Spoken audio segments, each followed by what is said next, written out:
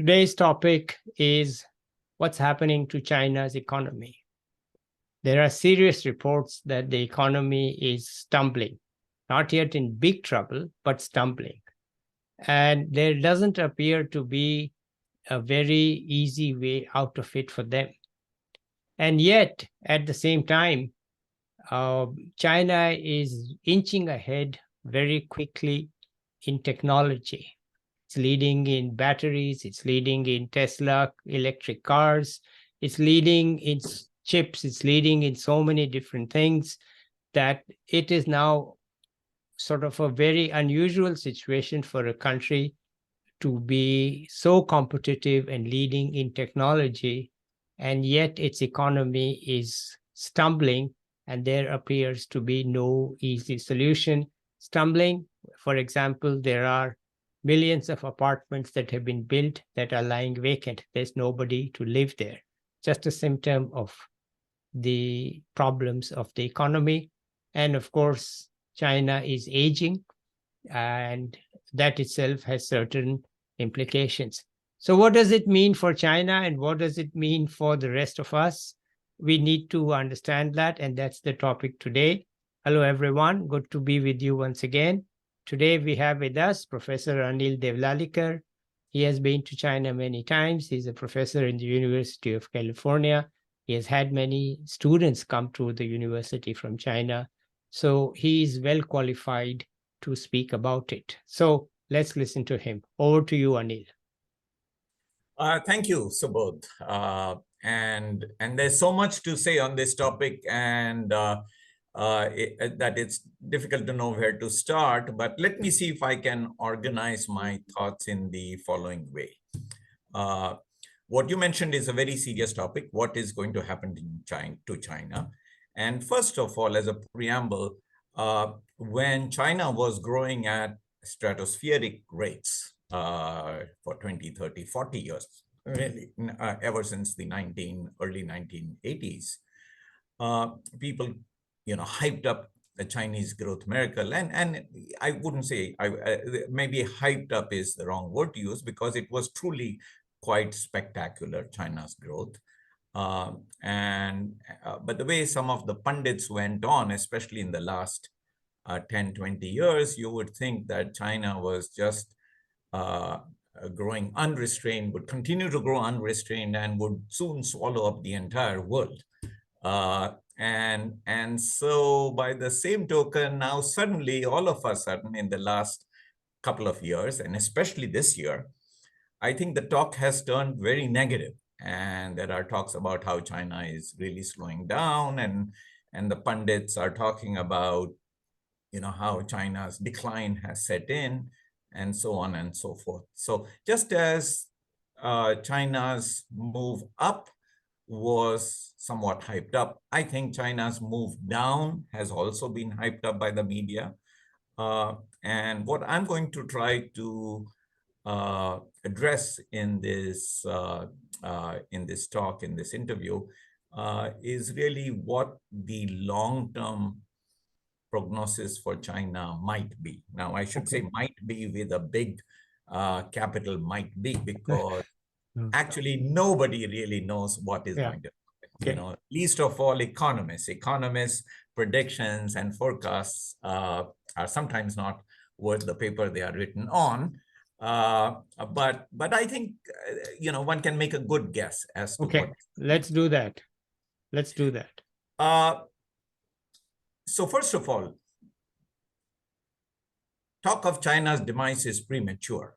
China is the world's second largest economy. It's an $18 trillion economy, a huge economy, makes a huge impact on the world for many reasons. And even if it grows slower than it has, it's still going to be a very influential player in the world for decades to come, if not for the rest of this century. That much is certain. Yeah. And one thing that you have to remember is that China's influence comes not just because of its economic growth, although that has contributed a lot to its influence, to its growth of influence, but also because of many other factors, some of which you mentioned. the way it has made strategic investments in the industries of the future: artificial intelligence, robotics, electric vehicle manufacture, advanced electronics, big data mining, facial recognition technologies, biotech, space, and so on and so forth. It has really invested in some of these future technologies and made itself, if one uses the word, future-proof. Okay, and that was a smart thing of Chinese policymakers to have done. The second thing is that, in addition to this, of course, China has built up its military and its military might quite enormously over the last 20 or 30 years. It now has a very sophisticated and well-armed and well-trained military with top-notch hardware. Some of that hardware, I think, matches or even exceeds the hardware that the US military has. And third, in terms of its influence, it has done a lot. It didn't used to have this kind of soft power in the past, but especially in the last decade or 15 years, it has increased its soft power, especially in the developing world, quite a lot by investing in infrastructure and making and engaging in lending to low and middle income countries, not just in Africa, but in Southeast Asia and South Asia, in Latin America.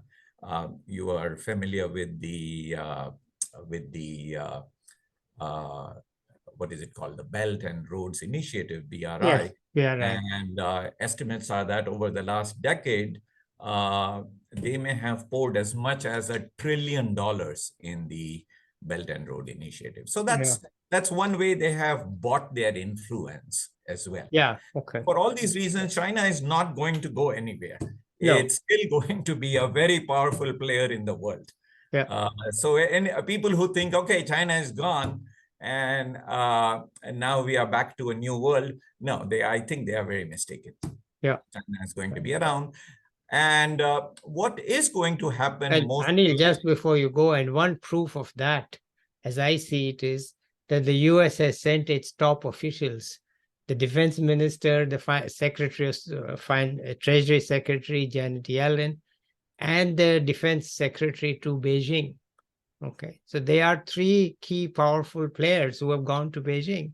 Beijing has sent no one to the US. Exactly. Right? Yeah. No, and in fact, some of these top officials were not even given the time of day by President Xi Jinping.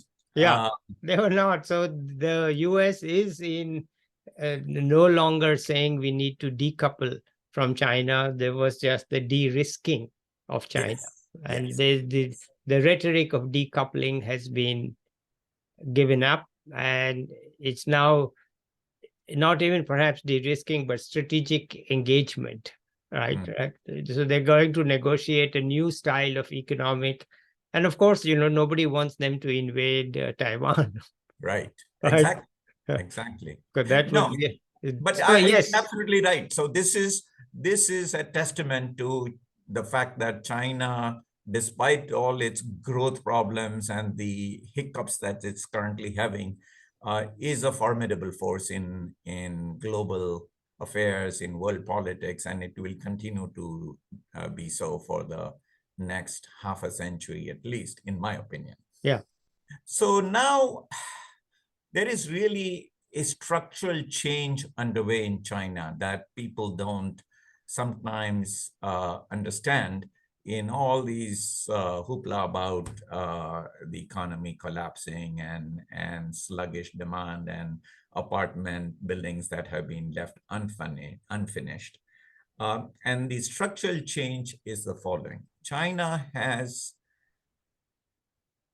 I think many people know this, it has the highest investment share of GDP in the world, which means that capital investment as a share of GDP or income is extraordinarily high in China. It's like 45%.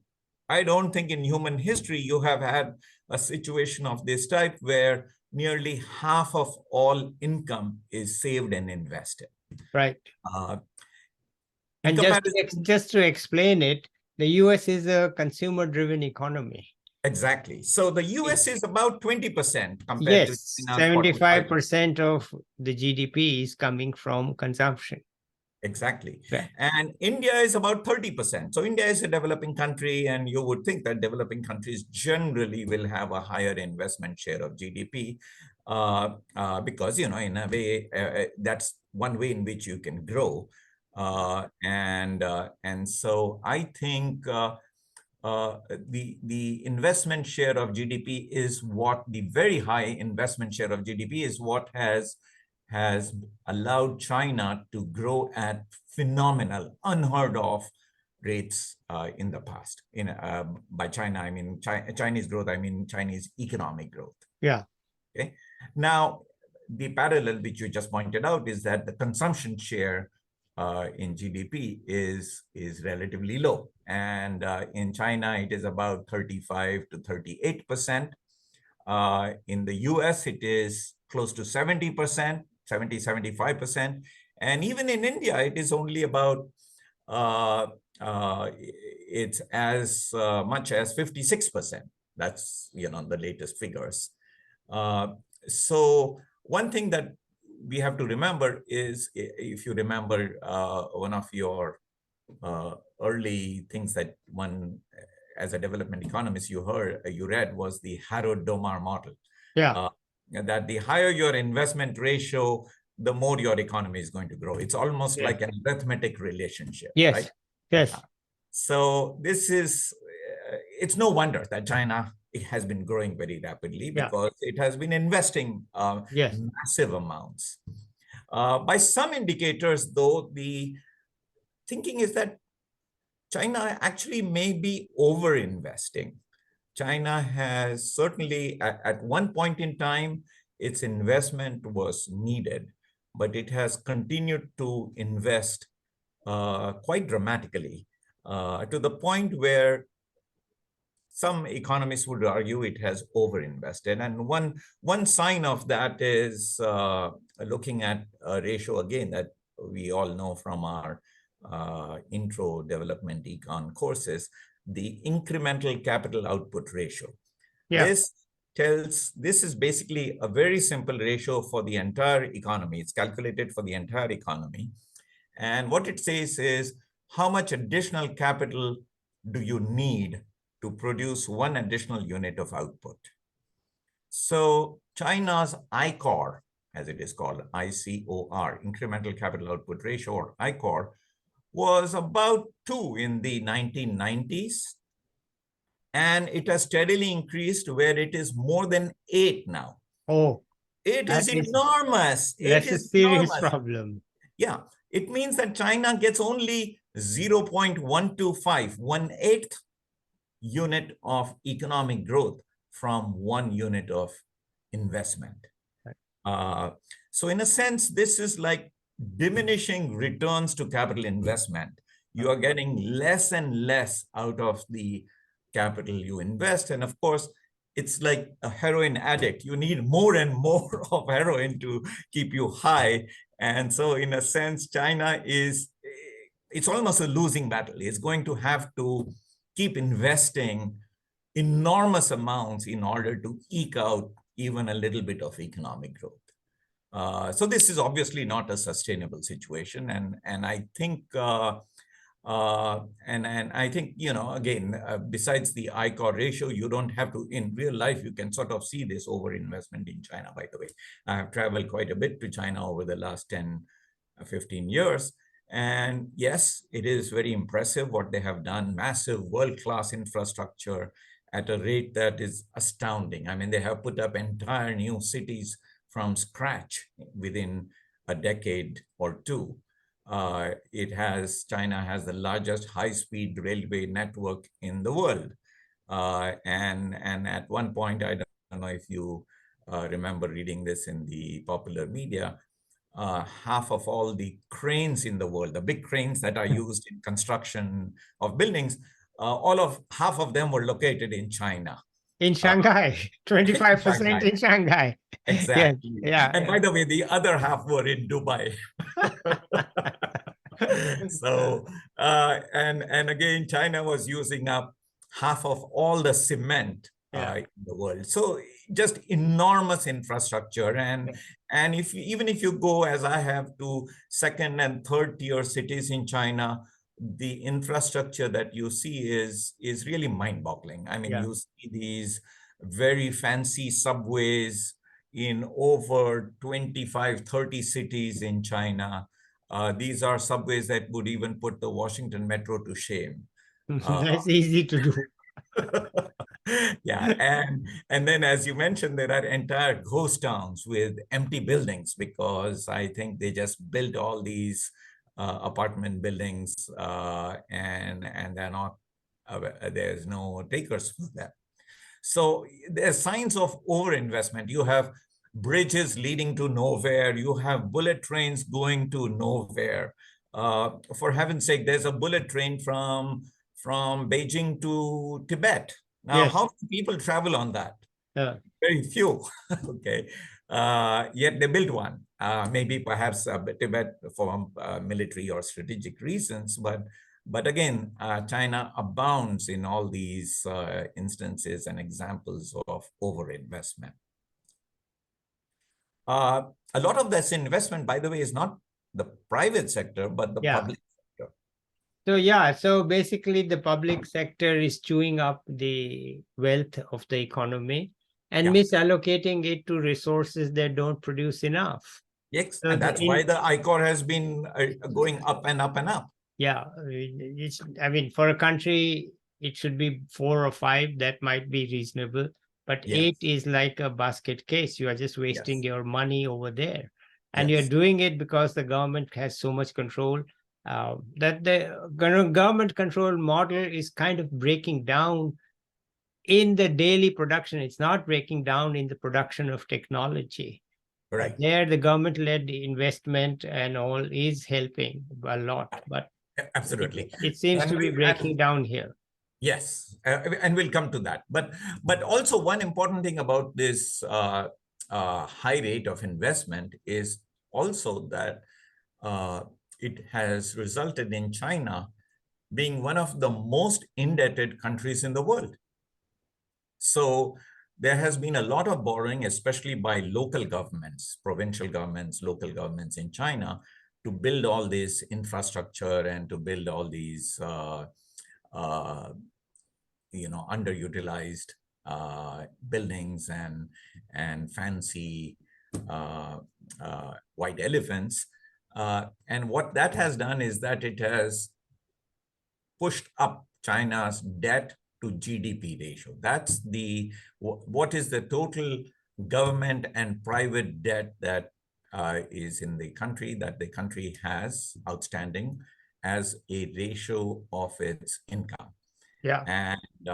And China, as you know, for a long time, Japan was number one. Yeah.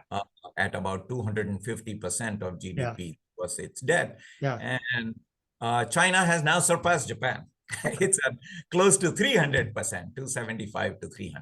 Okay, but before we go into this finance, I just want to touch upon the old perception that China is heavily export oriented and the economy depends on export. But what you're saying is that really it's an investment driven economy. Yes. It exports to the world lots of things, but that is not the driver anymore, has not been for years. No. The cheap stuff that you get in every country made in China, yes, you get it in every country still, but that's not what drives the Chinese economy, not those cheap exports. If at all the exports, it will be like today's paper says, they're going to flood the world with high performance fossil fuel cars. Yes. They're going to sell EVs. They're no longer an economy which is driven by cheap, low-cost goods export. No. Yeah.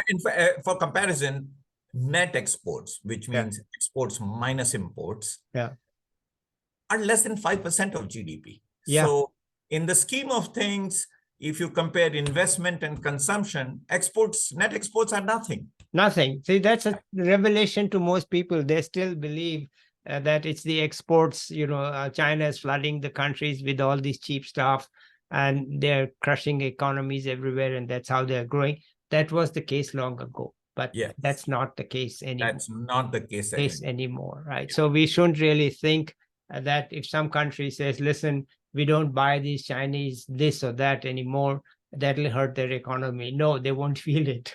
No, they won't feel it. They won't feel it, right? Yeah, You will absolutely. feel the pain of not getting the cheap stuff, but Exactly. they can manage We'll it. have to pay twice as much as when we go to Walmart or Target for everything we buy. Okay, so let's get back to the financial sector, which is really a key part of the stumble. Yes. And so now I mentioned that the debt to GDP ratio in China is about 275 to 300%. In comparison, the US is, about 130%. Yes. Much less. And we are very worried about our debt situation. And India is also about 100% if you include both public and private debt. By now, yes. Yeah. So I think of course, I should say that, China is not like many Latin American countries or African countries that have most of their debt in foreign, most of their debt is foreign debt. A lot of Chinese debt is essentially domestic debt. So in some sense, it's not like foreigners are going to somehow suddenly demand all these loans and the Chinese economy is going to fall apart. No, it's not. But there is a limit to how much you can keep borrowing. And what government has done so far is the Chinese government in some ways is used to throwing money at everything to solve problems. Even if you remember back in 2008, when we had the global financial crisis, what did China do? They did the biggest stimulus package in the world at that time relative to the economy. So they are used to throwing money at any problem, and that's how they get things done. But there is a cost to that because at some point, I think their ability to throw money at problems and resolve them is going to be limited. And in fact, that is what is showing up right now. Because if they did a huge stimulus right now, and I'm coming a little bit to this issue later on, but I'll just sort of say that if they did a big stimulus and handed money in the hands of consumers, they could actually kickstart the economy, at least in the short run. But the government doesn't want to do that because they realize that their ability to throw money at these kind of stimulus packages is somewhat limited because they are already so indebted. The local governments in China are essentially indebted to the hilt. And also, as you know, the property developers like Evergrande and Country Garden now, these big property developers are basically on life support. They may be declaring bankruptcy any day now because they borrowed like anything to construct all those apartments and they haven't been able to sell those apartments. And the same situation with local governments. They have borrowed for all this infrastructure and at some point, the central government will just not sort of allow them to borrow anymore or demand their loans back. And so I think the financial aspect of the equation is bearing very heavily on the government's decision making now. It's constraining the government's ability to do what it had done before. Yeah, okay. The financial sector is not world-class. You have world-class infrastructure. Yes. You have world-class technology in so many things, but the financial system is actually weak underpinnings because the lenders will ultimately end up bearing the brunt of it. You can say the company is bankrupt, but the lender is the one who's taking the hit because the lender has. What are they going to, if the builder gives them 1,000 apartments, what are you going to do with the 1,000 apartments? Exactly. There's nothing you can do with them. You're stuck. No. So the lenders are actually, the financial system is actually in serious trouble and therefore cannot provide additional loan even for good investment. Exactly. I think this is one problem of having over-invested like there's no tomorrow. Right. And that bill is coming due now. And by the way, you could argue that, okay, well, if China doesn't have, is constrained in the ability to borrow domestically, why can't it just borrow in the international market? Well, do you think any international lender is going to lend to Country Garden or ever run? No way. No. And especially knowing the state of some of these overextended companies and local governments, international lenders are going to run away from China as soon as they can. Yeah. So that's not another option. The financial investment is not very lucrative, and people want to sell in China, but they don't want to invest money in China without production. Production, yes, but just indirectly, no. Okay, anyway, let's continue. Okay, so now the government has been saying for actually the last 10 years that they want to rebalance the economy and shift it more towards from an investment-based economy to a consumption-based economy. They've been saying that, they have been trying to do that, but it's easier said than done. In the short run, consumption was hugely depressed because of the zero COVID policies of the last 2-3 years. As you know, in the Western countries, governments gave out, pumped in lots of money into the hands of consumers, and that's how they showed up consumption spending during COVID. The Chinese government has been reluctant to do that. And people thought that once the zero COVID policies were lifted back in December, consumption would spring back up. And there was a brief bounce in early winter, early spring, late winter, early spring, but that bounce has vanished and consumption growth has been essentially flat. There's also evidence from, like the United States, China does these consumer confidence surveys regularly. And consumer confidence is at its lowest level ever. So consumers are not confident about the future. True. And so they don't want to spend, even if the government, and this is one thing where the government can't really, China is a central economy, it's a top-down economy, and the government can order things to be done. But one thing you cannot do is order people to, to feel somewhat hesitant about spending. People are going to sit on their money. They don't know what will happen in the future. They may lose their jobs. They may not have, they may have health emergencies. So people don't want to spend.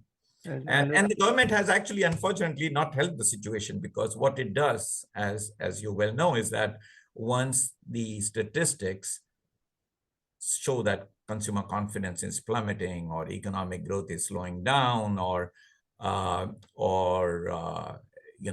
whatever, people, so they just stop publishing this data.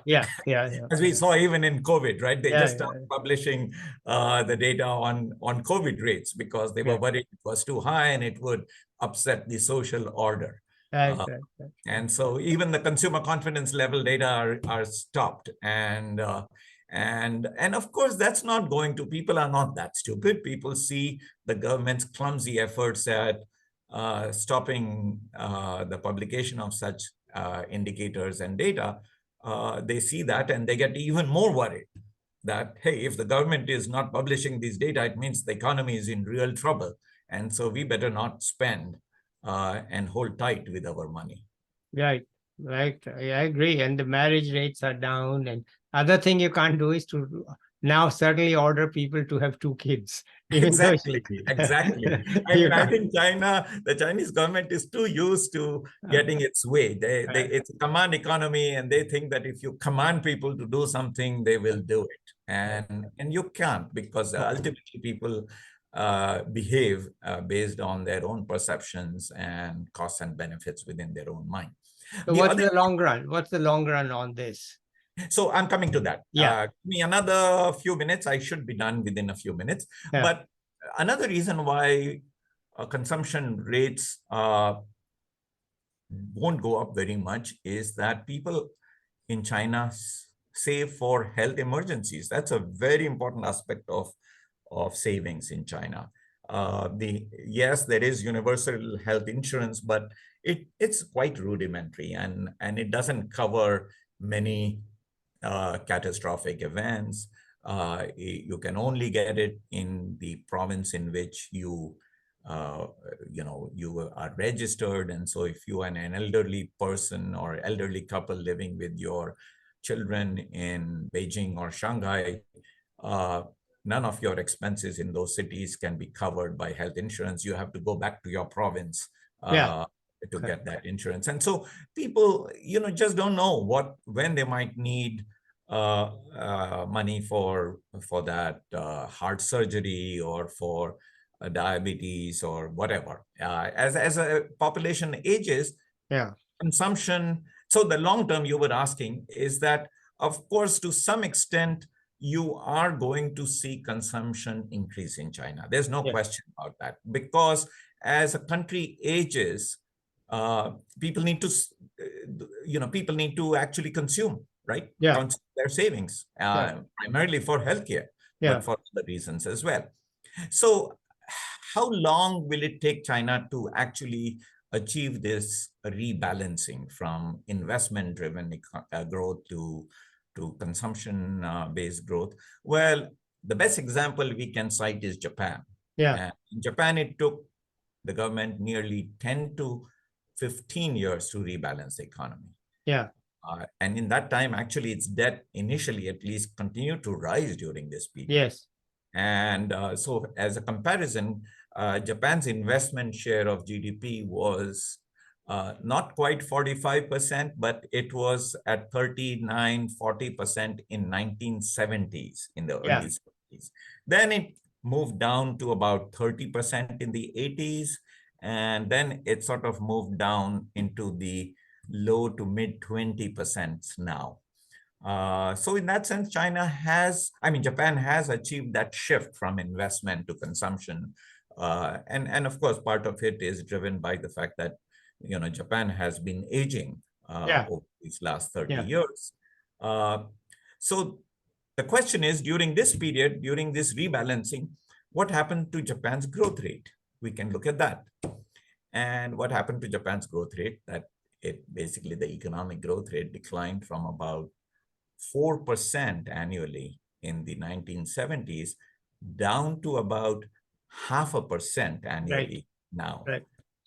In fact, over the last 20 years, 10, 15 years, Japanese economy hasn't grown more than 0.5%. So yes, you can have this rebalancing, but one cost of this rebalancing is that per capita economic growth is going to slow down quite dramatically. And this rebalancing is going to be actually very painful for some players in the economy. The ones for whom it will be most painful will actually be local governments, which have been the favored group under the investment growth model. They are going to be losing their access to this free capital, and that's going to constrain their ability to invest in infrastructure, and maybe rightly so. I think they have already overinvested, and so you are going to actually see a shift to consumption over time. So I don't think consumers in China are actually going to feel the brunt of this rebalancing. In fact, if anything, they will benefit from this rebalancing because aggregate consumption demand will increase for structural reasons over the next 20 or 30 years. Now, there was a very good simulation. The only actual simulation I have done instead of sort of armchair guesstimates, there was a group at Carnegie Endowment that actually did some simulations of what would happen with a rebalancing of China's economy. And they made certain assumptions about, what the investment share of GDP, how much that would fall over the next 20 to 30 years, and how much of that, how much of an increase consumption share of GDP would rise. And basically, they concluded that annual Chinese economic growth is probably going to level out at no more than 2 to 3% Okay. over the next 2 or 3 decades. Now, Okay. that's a big cry from Yeah. the 8 and 10% that they were in the past. But 2 to 3% is not, not terrible. I mean, it's and remember that Chinese population is going to be declining, and so in terms of per capita income growth, it will probably be more like 2.5 to 4%, 3.5%. Okay. Because I think Chinese economy, the population growth is probably going to be minus 0.5% in China for the next few decades. But is this a problem? Yes and no. 2 to 3% annual growth is not too bad, but it is bad for an economy that has not yet reached a level of affluence. Right. One thing we have to remember is that China is peaking at roughly a per capita GDP, per capita income level of about $18,000 in purchasing power parity dollars. When Japan peaked about 25 years ago, it was more than 2, 3, almost 2.5 times that level of income. Yes. Japan was already an affluent country when it peaked. Right. China is not yet an affluent country. It's only an upper middle income country. Right. And so peaking is not going to be a very good state of affairs, right? Okay. It's still going to be a huge economy in terms of course, no question. Because, but in terms of people's living standards, the Chinese won't be enjoying the same living standards as the Japanese do, even, in 20, 30, 40 years.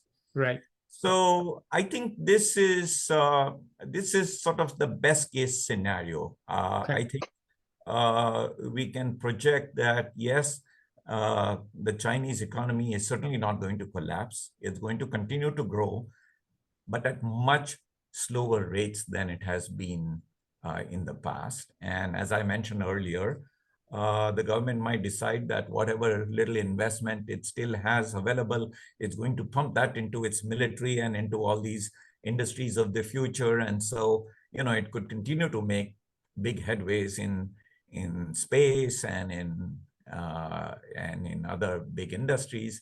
But we are not going to see the kind of investments that it was making the scale of the investments that it was making during the last 4 decades.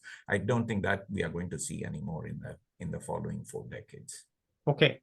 One final question, there was all this talk of companies shifting production out of China to India and Vietnam, and much has shifted to Vietnam. But is this really a big amount of shift, or is this really more of a hope that, it could help Vietnam, which is a fairly small GDP, but does it really mean much for any other country, the shift out of China? No, I think it's exaggerated again. I think this China plus one, yes, it's going to happen, but the fact of the matter is that the Chinese have built up such a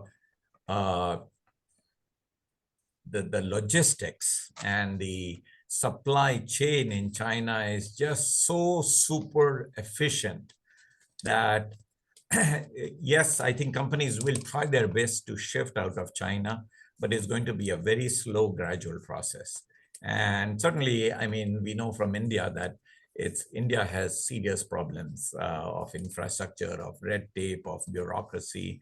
So yes, India may benefit a bit from some of these companies relocating, but I don't think it's going to dramatically change the outlook for the other countries, except for some smaller economies like Vietnam. Yeah, okay. All right, good. So anything else you want to tell us? It's a very fascinating story. What I hear from you is that the model is broken.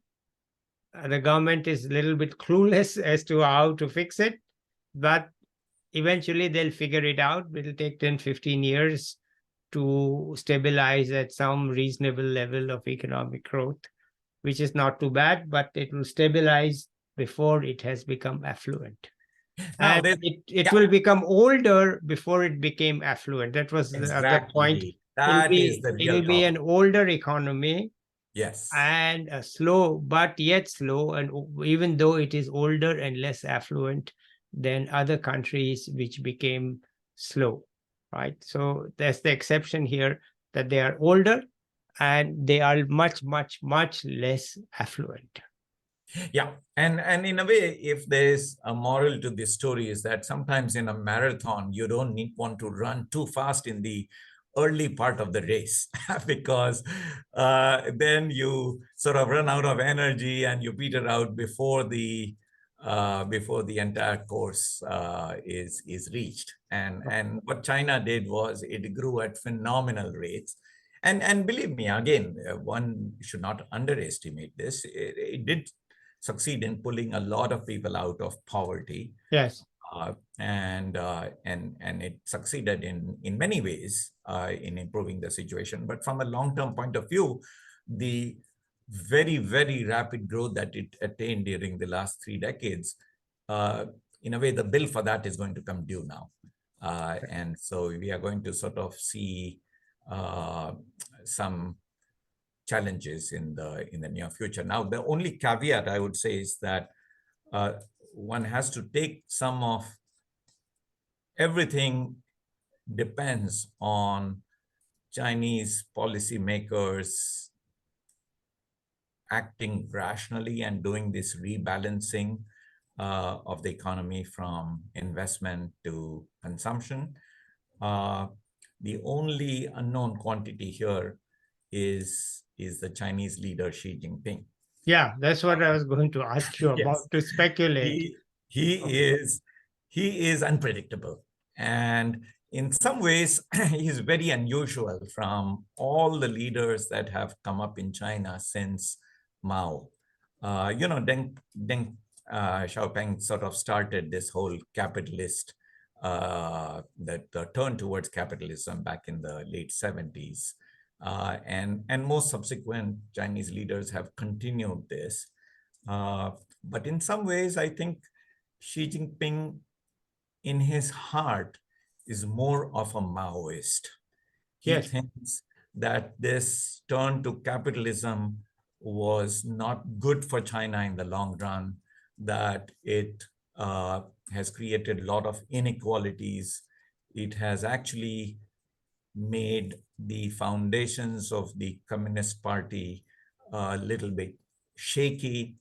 And being a true communist at heart, being a true Maoist at heart, he may want to actually try to even do some changes that could sort of make all these projections moot. He's sort of the unknown factor. He's the unknown Since factor. we are discussing him and just pure speculation, is he a Maoist or is he a statist? He is a statist, but he really thinks in, again, I think he really believes that China has strayed from true communism. Yeah.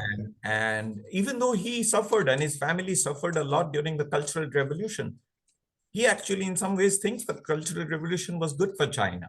Okay. It brought people to their senses. It introduced them to the realities of the countryside. It sort of, stopped some of the excesses that Mao saw happening in the 50s and early 60s.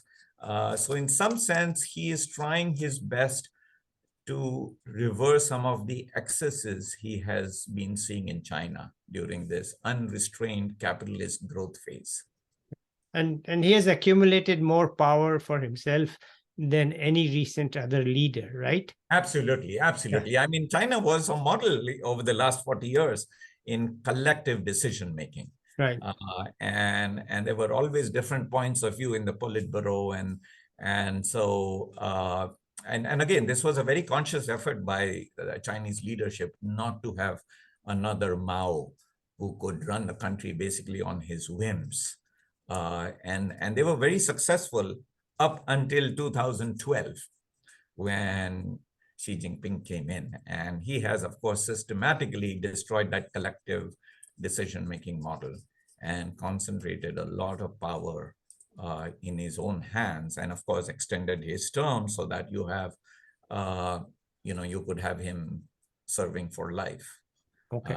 President. So Well, all bets are off because of him. right, I understand. Okay, maybe we'll come back to you 4 months from now and see where we are, what's happening in China. It's really fascinating, especially to India, where people don't really understand China. The average person doesn't focus, doesn't really understand. And, some people think it's not a big deal. Some people think it's a terrible thing. But I think it's very instructive to have you explain this and to keep it going for us for every 4 months or so to get an update on where China is. So thank you, Anil. Let's end it here today, and we'll see you in whenever you think it's time to tell us about what's happening in Yes. China and what sense we can make of it, or some major event comes up. And if you have other scholars who are willing to come and talk about it, that would also be right. So let's end this here today and say bye to the viewers. I'll be back with another young person or an expert soon. Till then, bye. Bye now. Thank you so much again. Bye now.